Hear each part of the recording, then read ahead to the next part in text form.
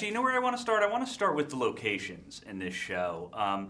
We hear more and more that locations are a character in a show, and there are so many different. You guys went all over for this place.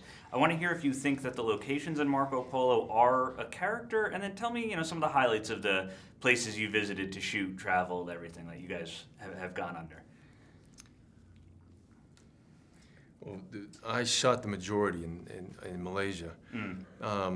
So the locations were one thing, but it was for me, it was all about the cast and crew that were on set while we were there. I mean, people from 20 different countries, 6 different languages spoken at the same time. Wow. It was very much an international backdrop. Yeah. And also the foundation of what we were working from was international as well. And that gave a lot of realism to what the sensibility of the story is, because it's about Marco Polo's journey into Mongolia and Kublai Khan's basically reign and continuation of his grandfather's sort of empire. And you need, especially growing up in the States, it's helpful to then get a global sense of where a story's going to go, and right. Especially with the filmmakers. Okay. What about you? What was your experience like? Well, traveling wasn't so easy. Really? Oh no, I struck a nerve. Yeah, going from I was in London, Singapore, Kazakhstan, Malaysia. Oh my gosh. It was crazy, but Yeah. it was, being in Kazakhstan especially it was amazing. It's like the landscape and the setting and everything it gave life to the show. Yeah.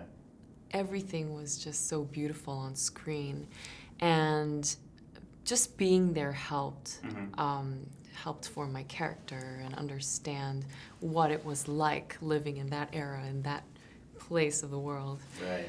So that was really special for me. And Kazakhstan was very different because it was almost like we were stranded on an island, kind of, for 2 weeks. Okay.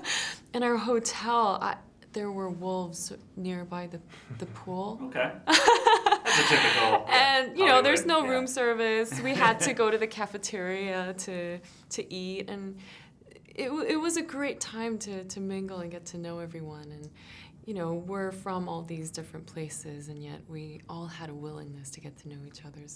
So you brought up a pool, so I have to bring up the pool game, Marco Polo, and you said it's a super international production. Do people outside, first of all, do you guys know what it is, and do people outside of America know that stupid game we play as kids in the pool? What? Yeah, she's not from the States. I grew up with that. Okay. With that game, and they'd already been in production a long time. So basically the first weekend I was there was a pool party. Okay. On top of everybody stayed in this one hotel near the studios in Malaysia, and I tried to start playing the game, but nobody knew what it was. People just thought you were drunk and crazy, screaming. Why is this guy mentioning the title of our show over and over again by himself in the pool? Yeah, Kevin Spacey doesn't do that for House of Cards. House of Cards. Yeah. That's funny. Can you guys? So I have a minute with you guys. Can you each 30 seconds tell us about your characters in your own words?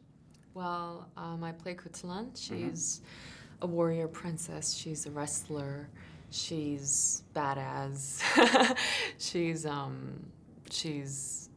a woman that I want to become. She's powerful. She's cute. She's playful, smart. Yeah. And she has such a loyalty to the Mongolian culture and her father. Right. And she's amazing. My character's Kaidu. He's the most powerful ruler of Central Asia and cousin to Kublai Khan. If I was going to think about him in terms of, say, the Round Table, he would be Lancelot, where he's very much loyal to the lineage that Genghis created. Okay. And although the world is changing, he still wants to base himself in the origination of the Mongol philosophy. Right.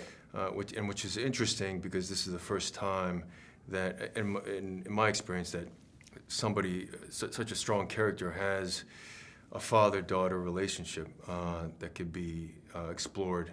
And to give you a sense, it's women were treated as equals during Right. that time. Right. And to think about having a daughter that is then head of your battalion and going into battle with her, Yeah. with the expectations that she's going to be able to hold her own, but she's still daddy's little girl. Right. You're still somewhat concerned about her.